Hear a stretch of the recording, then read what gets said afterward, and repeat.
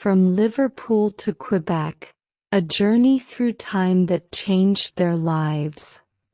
Chapter 2. Years later, young Phillips shared the story of his great-great-grandfather's life with his friends.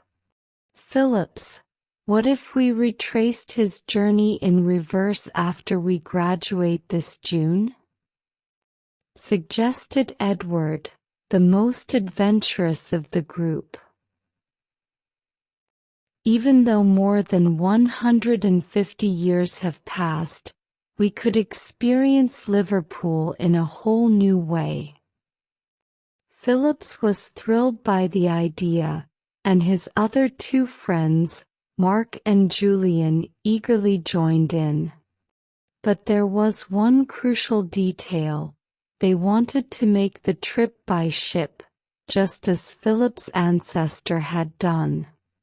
They soon discovered that no passenger ships sailed directly from Canada to Liverpool anymore.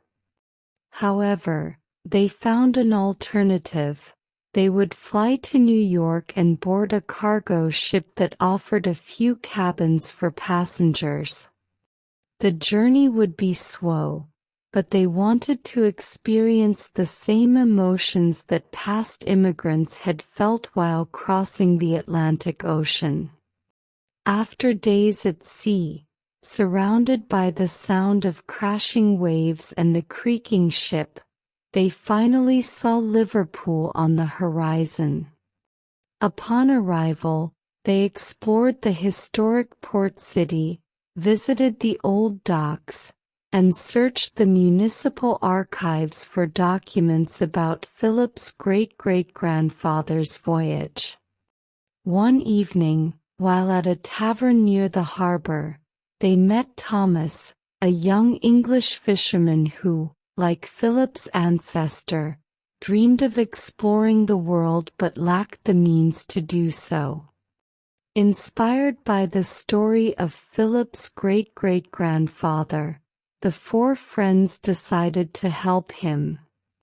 They bought new clothes for Thomas and invited him to join their journey north. They took a train to Findhorn, a small Scottish village known for its international community, the Findhorn Foundation, which promotes sustainability and living in harmony with nature. There, Edward, an agricultural engineer, was fascinated by the ecological projects and by Amelia, a young woman whose family lived in the community. After spending several days with the locals, Edward made an unexpected decision. He would stay in Findhorn to work in the community and explore a new way of life.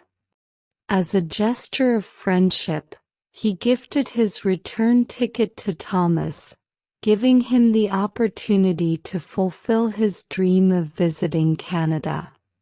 Phillips, Mark, Julian, and Thomas returned together to Liverpool, where Thomas sold his few belongings and transferred the ticket to his name. Before leaving, Phillips promised Thomas that he would live in his home and that he, his father, and his grandfather would help him find a job. Phillips felt a duty to honor his great-great-grandfather's legacy by extending a helping hand. When they finally arrived in Quebec, Phillips' grandfather was waiting for them at the airport. He was deeply moved by Edward's generosity and his grandson's kindness.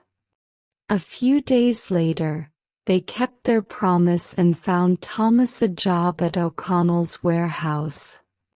The business was run by a woman in her 50s, whose only daughter was Liz O'Connell.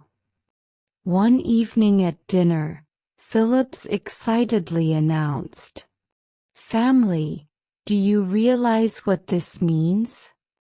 We have found the descendants of Seamus O'Connell, the men who helped our ancestor when he first arrived in Canada. We must invite them over." Coincidentally, Philip's birthday was just a few days away, the same day as his great-great-grandfather's birthday.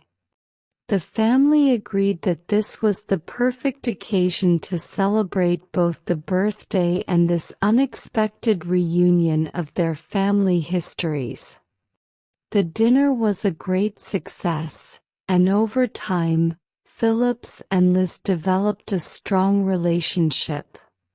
2 years later, Liz and Phillips got married, and Thomas, who had proven himself to be a dedicated worker, quickly climbed the ranks and became the sales director at O'Connell's. And so, the story of kindness and friendship that had begun more than 150 years ago between two families was repeated in a new generation, proving that destiny sometimes crosses centuries and oceans to bring together those who were always meant to meet. European migration to the Americas, especially from Spain and Italy to Latin America and the United States, shaped the lives of many families. Would you like to hear another incredible immigrant story? Follow me to discover Alfonso's journey, as he sets sail from Spain to Central America in search of adventure and a new life. Stay tuned for the next chapter. Best wishes from Aunt Carmela.